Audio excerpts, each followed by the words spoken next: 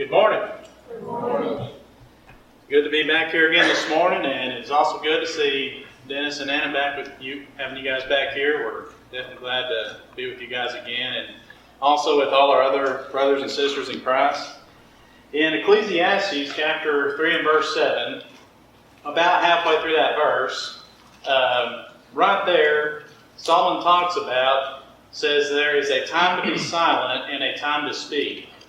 And that's what I'm going to be talking about today, is about the power of silence. You know, if you do a study on silence, study has a whole lot of power.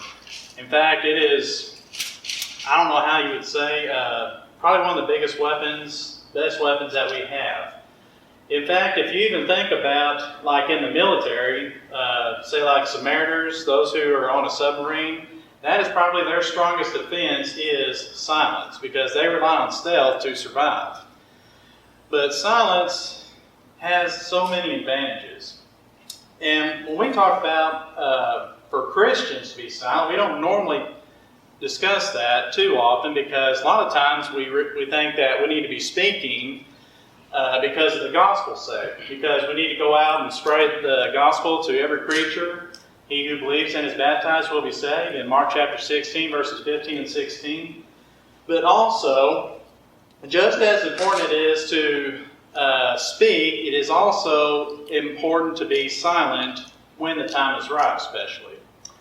In fact, there are you probably heard many famous sayings that have been said when it comes to silence, and one comes to my mind, and I believe it was Abe Lincoln, you can correct me if I'm wrong, who said that it is better to be thought of as a fool than to open your mouth and remove all doubt. And I think a lot of us would probably benefit a lot if we base our lives on that saying right there. It's just keep our mouths shut most of the time, probably. But if we were to do that, if the world was to do that, you think how much a better place this world would be? I don't think social media would have a business if it did. Because you see a lot on Facebook, Twitter, Instagram. There's a lot that is being said that doesn't need to be said. So much that is being said out there is really what is fueling all this social unrest. And so, if we were to cut out all the things that don't need to be said, there probably wouldn't be a whole lot, like I said, for social media to do. In fact, like I said, it probably wouldn't even have a job in some cases. But the Bible has much to say about keeping silent as we look through this study this morning. And a lot of the scriptures I'm going to be looking at comes from the book of Proverbs. If you want to go ahead and be opening your Bibles to there, if you want to follow along. Starting there about Proverbs chapter 10.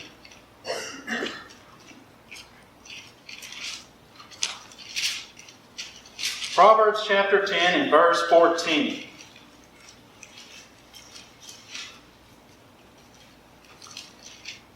He says here, wise people store up knowledge, but the mouth of the foolish is near destruction.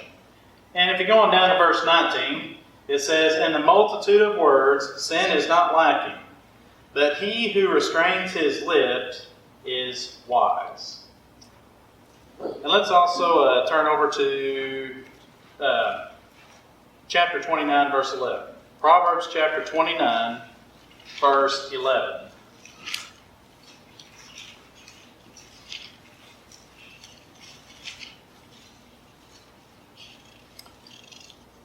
It says here, a fool vents all his feelings, but a wise man holds them back. You know, a lot of times we hear people say, well, it's good to vent everything out and get all that out in the open, but sometimes there are things that just don't need to be out there. They're just things that need to be kept silent and kept put back. And the Bible even says a person who does such things, who could probably, you might say, filter out those things that don't need to be said, he is considered a wise person if he holds those back. So, like I said, in social media, that is probably one of the worst things ever out there. That probably does the most destruction of probably this country or the whole world, is saying more than what needs to be said. In fact, another saying, I don't know who said it, popular saying is that stop telling people more than what they need to know. Because really, it's just really a waste of time, and it's putting a lot of unnecessary information out there. And so if there is something that somebody doesn't need to know, you want to say, try to filter that out. Try to hold that back, and don't put it out there if it doesn't need to be said. So we see that as we look here, we're going to see how powerful silence can be. In fact, a lot of wise people are considered to be the silent ones. Probably a lot of rich people, you might say, are people who listen more to instructions and listen to more of criticisms, probably constructive criticism, I might say. But silence can benefit us so much. It can benefit anyone if we would know how and when to just be silent. We see several examples of that in the Bible, and I'm not going to go through all of them. In fact, there's so much, like I said, the Bible covers about silence that I'm probably going to barely scratch the surface today. But there's one example that comes to mind, and that is when, as we were going through the Lord's Supper here, you might have been thinking about this incident whenever Jesus was being put on trial, when he was before the Sanhedrin court. Let's go to Matthew chapter 26. Matthew chapter 26 and verse 62.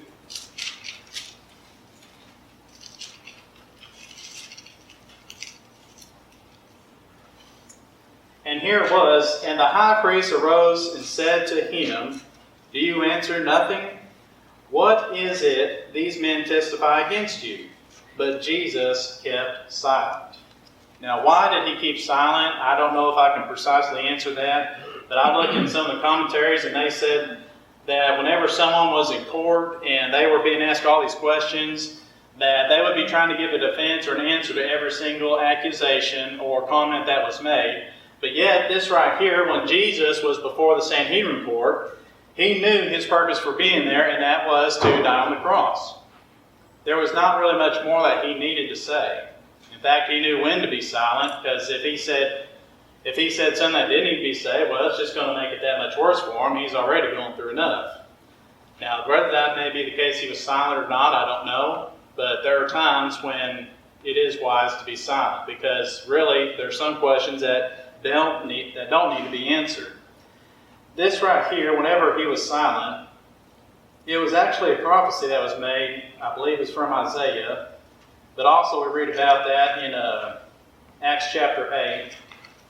Acts chapter 8 verse 32, if you remember, this here is where Philip was reading the eunuch was reading before Philip came and preached to him about Jesus. This right here, he was at this point right here, in Acts chapter 8 verse 32, he was led as a sheep to the slaughter, and a lamb before its shearer is silent. So he opened not his mouth.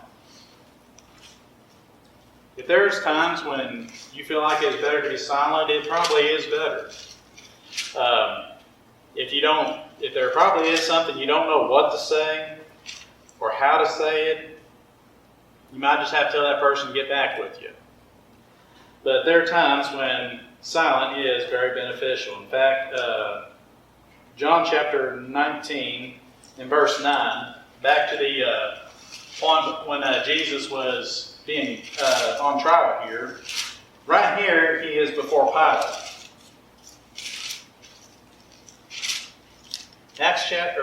John chapter 19, verse 9.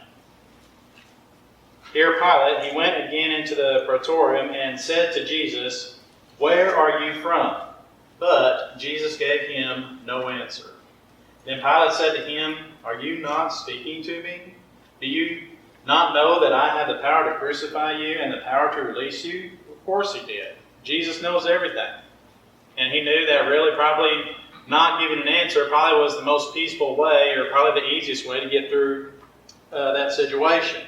Possibly. That's just my thought there. There's many important reasons why we're to keep silent, and that's what I want to be looking at this morning is the importance of silence. One of those things you probably heard a lot from your parents, a teacher, probably one of the best pieces of advice mine would be to think before you speak. That's pretty hard to do a lot of times. Because a lot of times we may be thinking, but we already know what we want to say, probably before what the person's done speaking. Another old saying goes like this, is put your mind in gear before you put your mouth in motion. A lot of times we probably can't find the gear and we're just grinding it, it's in neutral all the time before we speak. But try to think before we speak. In fact, sometimes it's hard to not speak before you hear someone finishing a question or something that they're saying. Sometimes someone may be asking you something and you may be already have given them an answer, because we're usually a lot of times we're in such a hurry we just give them an answer. Then later as we leave, we think about what it was they were asking and we thought, man, I wish I hadn't said yes to that, because now it's put me in a bind. Now you've got this mess to deal with. And the Bible also has something to say about that. Going back in Proverbs chapter 18. Proverbs chapter 18 and verse 13. The Bible has something wise to say about this. It says, he who answers a matter before he hears it, it is folly and shame to him. The benefit of listening to someone completely before you say something, let them finish talking first. And when they finish talking, just, if you have to, take a moment to think before you speak. And because this gives you time to accurately think about what it was that they were asking, and you can give them a more definite answer. In fact, probably give them a more correct answer rather than putting yourself in a bind later. There was a study done in 2012, and it was from the Journal of Neuroscience. Neuroscience. They had talked about a time when a person who spends more time stopping to think and meditate will have more of a cognitive advantage over those who do not, obviously. And when we're able to do that, when we stop and meditate, even when someone's not talking and you're just maybe by yourself, just stop to think and meditate and, examine your hearts, examine yourself or the situation you're in. And when you do that, it says in that study that your brain actually becomes more stable. You're actually to think more clearly and you're able to avoid more distractions. And, that's probably something that we all need, especially me, myself. When I do these lessons right here, these are just as much for me, if not more so, than for anybody else. Because I even need these lessons just as much as anybody. And so that's probably how I come up with some of this stuff. Another issue when to be silent, and this is probably the hardest one of all, is when we're angry. When we become angry, that's probably when we want to talk the most. Because we got a lot to say and we want to get it out there fast. But this is probably when it is probably the worst time to speak, really, because this is when the most damage can be done. So when you're angry, take time to stop and think what it is you're angry about, and do you really need to be angry at it?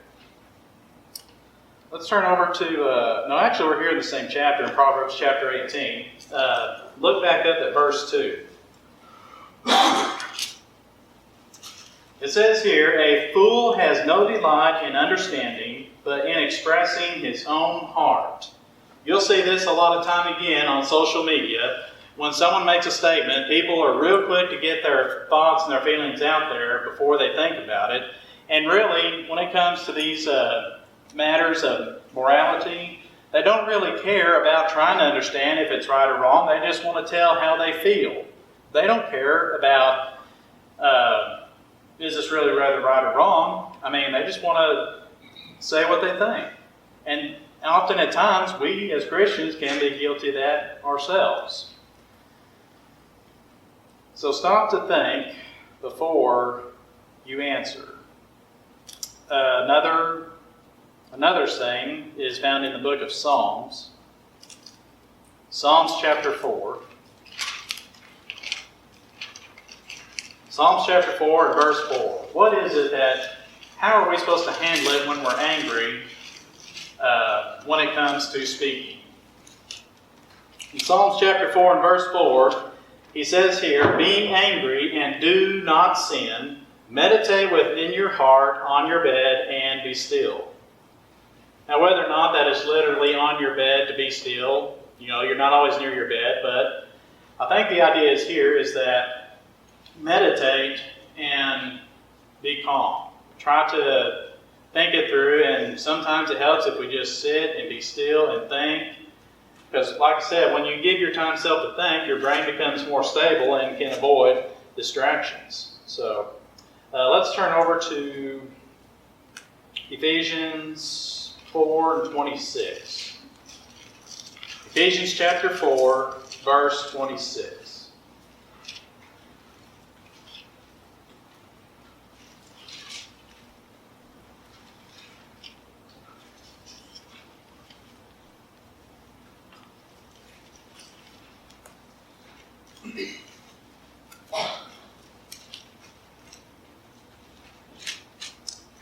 Again, here he says, "Be angry and do not sin. Do not let the sun go down on your wrath." That's a pretty wise saying right there. In other words, when you go to bed at night, don't go to bed angry. And probably this verse may apply a lot, especially to your spouse. If you're in an argument or angry with your spouse, don't go to bed angry about it. You may have to say something to settle it, or if it's only you can know when it would be time to be silent in a time like that. Probably for us husbands, it may be best for us to stay silent and just, "Yep, you're right, okay, agree." I know you know what I'm talking about. But it's just it's best to not let the sun go down upon your wrath, because your life will be more peaceful if you don't. Keep your finger right here in this book. I'm going to be coming back to it. Right now I'm going to go over to the book of James. James chapter 1.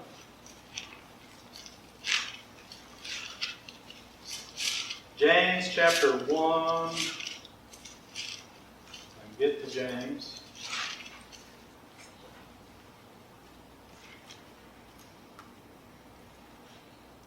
My Bible does not want to cooperate. Try to keep your finger in one spot and then try to turn to another. Okay, James chapter 1, verse 19. He says there, "So then, my beloved brethren, let every man be swift to hear, slow to speak, and slow to wrath." That's a very wise saying right there.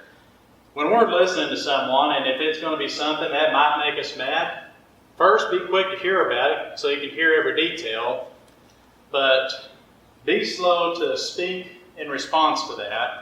Give yourself time to think about it, and in doing so, you might even be able to avoid being angry about it. Over in chapter 3, verse 5 of James, chapter 3, verse 5, he talks about the tongue, about how powerful the tongue can be and how much damage it can do. He says here, "Even so the tongue is a little member and boasts great things. See how great a forest a little fire kindles. And the tongue is a fire, a world of iniquity. The tongue is so set among our members that it defiles the whole body and sets on fire the course of nature, and it is set on fire by hell. For every kind of beast, the bird, reptile, and creature of the sea is tamed and has been tamed by mankind. But no man can tame the tongue. It is an unruly evil full of deadly poison." Right here, when we get angry, this is where the tongue can be probably the most lethal poison out there. Because oftentimes we're going to probably say something that we eventually would regret. But one of the advantages of being silent when we're angry is we may be able to avoid speaking evil. And again, this is where we go back to Ephesians chapter 4, verse 31. Ephesians chapter 4, verse 31. Paul told the Christians here in Ephesus this. He said, "Let all bitterness, wrath, anger, clamor, and evil speaking be put away from you with all malice." We're to put evil speaking away. And an easy way to do that is really to keep our mouths shut. Not speak if we're going to say something and we know it's not going to benefit anything. In fact, it may just be throwing more fuel on the fire. If we know it's going to do that, then maybe it's best that we keep it to ourselves. In fact, because if we are speaking evil, like I said, we may say something that we're going to regret. And especially the time when we're going to regret that the most would be on the day of judgment. Jesus says talks about that in Matthew chapter 12. Matthew chapter 12.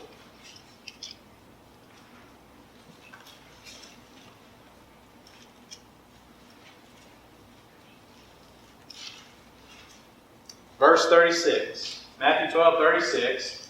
Jesus says here, "But I say to you that for every idle word men may speak, they will give an account of it in the day of judgment. For by your words you will be justified, and by your words you will be condemned." So we want to think about that too. Our words don't just stop here when we're in this situation, what we're talking about. It's probably going to carry all the way to the judgment, unless we repent of that. Now, another advantage of being silent is that it keeps peace. If we go back a few chapters, Matthew chapter 5, when Jesus is preaching his Sermon on the Mount here, you know what he says about the peacekeepers? Matthew chapter 5 and verse 9. "Blessed are the peacemakers, for they shall be called the sons of God." Also, we go back to the book of Proverbs, in Proverbs chapter 13 and verse 3. Proverbs chapter 13, verse 3.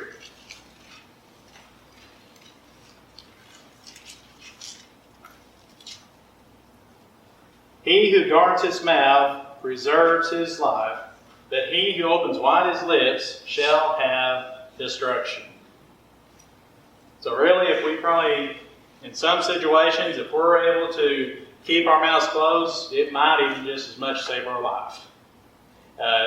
Probably save us from ruining our day, too. Like I said, there's many advantages of being silent. Let's also turn to chapter 21 and verse 23 of Proverbs. Chapter 21, verse 23. It says here, "Whoever guards his mouth and tongue keeps his soul from troubles."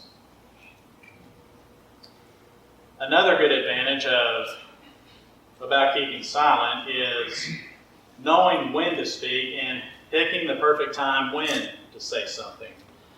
The Bible also has some verses that talk about that. In Proverbs 15 and verse 23.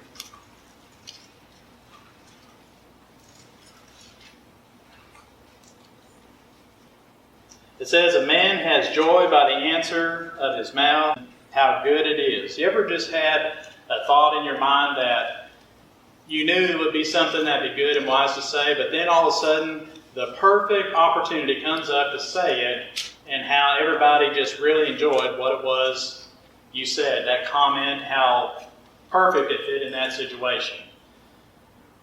Being silent helps us to do that, to pick our timing when it is to say something. In fact, in Proverbs chapter 25, he also tells us something else. In Proverbs chapter 25,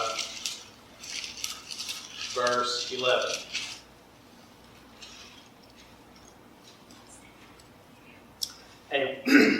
A word fitly spoken is like apples of gold in settings of silver. Also, to be silent, a lot of us may think of, that person may be pretty wise. Because you notice there are lots of smart people who really don't always speak up or say something when probably we would. So that's a good advantage. If you want to look smart, just Do that right there. It's pretty easy. So it sounds like it's probably easier said than done. But also, it's a good way to actually be smart. Proverbs chapter 17 and verse 27.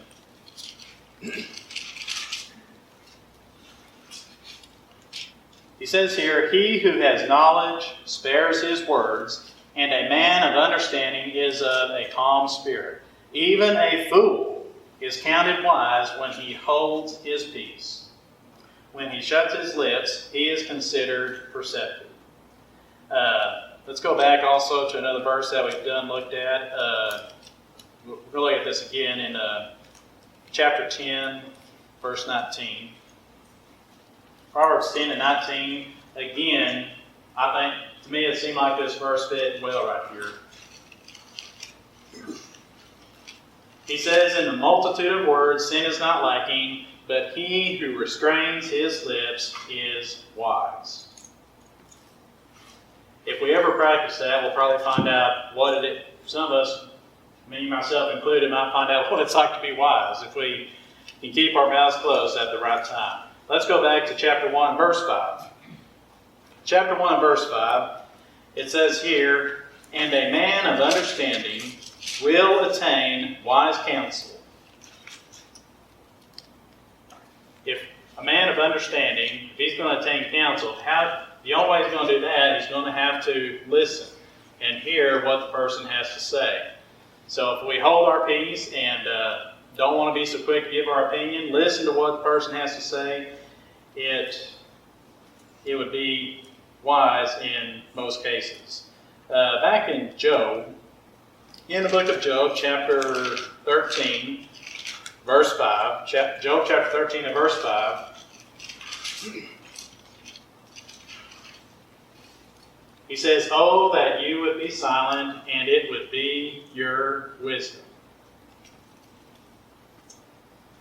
Like I said, there are certain times that when talking may not benefit anything. If we know, we have a piece of knowledge that maybe about someone that a lot of times we may want to say it to our spouse or someone else, gossip in other words, if it's not going to benefit anything, especially that person, or you for that matter, sometimes in these situations, it's just going to probably get the person you're telling this to all stirred up and worked up. Well, now you got them all stirred up and worked up and mad over something that really probably didn't even need to be said.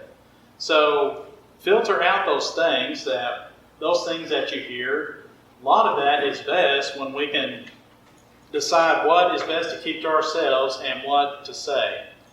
Probably a big part of that, we are better off keeping it to ourselves rather than telling someone. So, also, another good advantage about being silent is that, and if you probably have noticed this, if not, give it a try. I've noticed this myself whenever someone is speaking, whether it may be something good or something bad, when a person is looking at you and talking, or even in a group of people, if you're the one who is silent and you're the one who is listening very well, you'll kind of notice the reaction of other people, how really quickly you can gain respect just by being the silent one, just by listening. And you'll kind of notice, probably within a matter of minutes, the different ways people may respond to you. And so, if you haven't ever done that, I urge you to give it a try. It's a good way to earn respect. Also, another advantage is that being silent is also a good way to win souls. Even though we can win souls by speaking a word, there are times when the Bible tells us that we can win souls without speaking a word. One verse that comes to mind is in James chapter 3. In James chapter 3.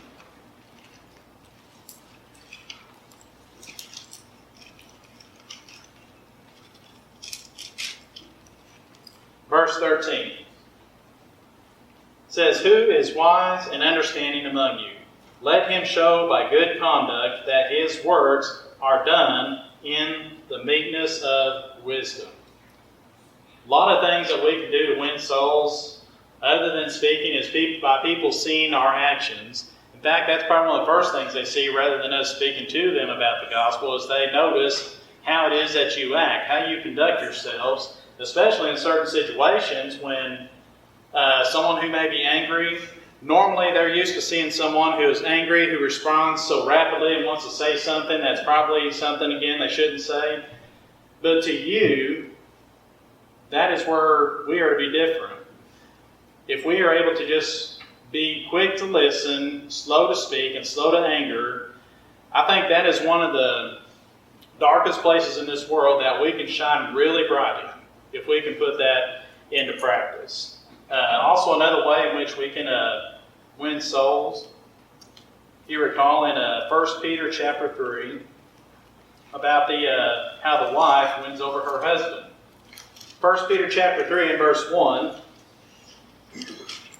says here, "Wives, likewise be submissive to your own husbands, that even if some do not obey the word, they, without a word, may be won by the conduct of their wives, when they observe your chaste conduct accompanied by fear."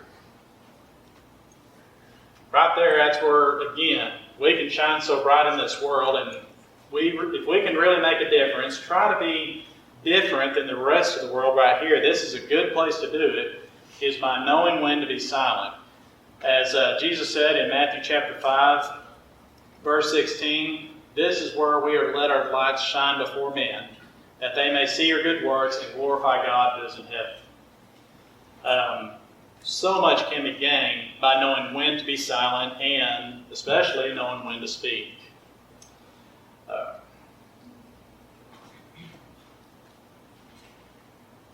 I would say this week, if you have some of us, again myself included, if we're not silent that often, try to observe when is a good time to be silent.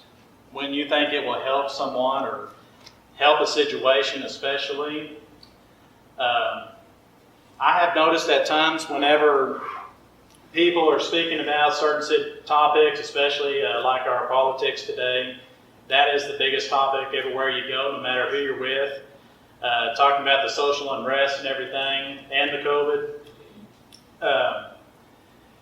If you notice how people get really riled up and really excited, but if you're the one who is there being silent and calm, you can shine really bright right there. And if you notice that the more you do that, the more you can find that you're more at peace with yourself, along with others. And I believe that is one of the ways that the Bible talks about the knowledge of God is the peace that surpasses all understanding. If we put that into practice, you're going to stand out, and that's where you want to stand out, is by showing the way. And I hope this lesson was helpful to you today. It was only 24 hours ago that I got it ready, because that's when Rick texted me about it. But I've noticed at times when being silent is a good advantage, and I was hoping to bring that knowledge to you today and hopefully to share it, because this is definitely a time when probably being silent may help this world a whole lot. May help people in this community or wherever you work, with your family at home. But study more about what the Bible has to say about silence. It has a lot to say about it, and like I said, I could only scratch the surface of it today. But if you're here this morning, if you have not yet obeyed the gospel of Christ, if you have yet to believe the word that you have heard that is spoken from this book, not from what I say or anyone else says, but by what this word says, you believe what it says, and you want to make a change in your life by start obeying it, what it says. When he says there, Romans 10, 9 and 10, that is where we are to believe and to confess him before men. Acts chapter 17 and verse 30, we are to repent of our sins. God commands all men everywhere now to repent. And then also to be baptized to wash those sins away. Acts chapter 22, 16, that's when Saul at the time, he was told to wash his sins away after he had done all those previous steps. That's still one thing he had yet to do. And if you want to do that here this morning, we'd be glad to help you with that. And if you're a Christian here this morning that needs the prayers of the church, we'd be happy to help you as we stand and sing.